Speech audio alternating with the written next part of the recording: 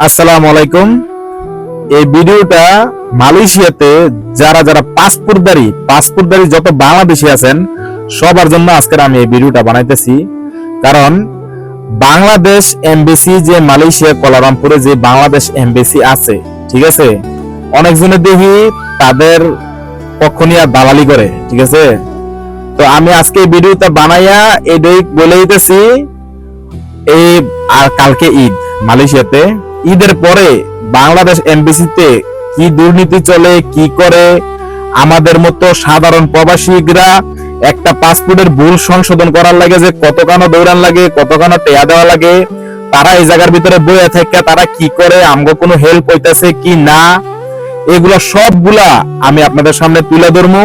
এবং কি যাদের কারণে এই কাজগুলো হইতাছে, যাদের কারণে দালালরা টাকা নেওয়ার সুযোগ আমার কাছে পাইতেছে, আমি সবগুলার মুখোশ আমি টিকটকের ভিতরে তুলে ধরবো। সবাই আপনাদের কাছে আমরা একটা অনুরোধ, সবাই আমার ভিডিওটা শেয়ার করে দিবেন।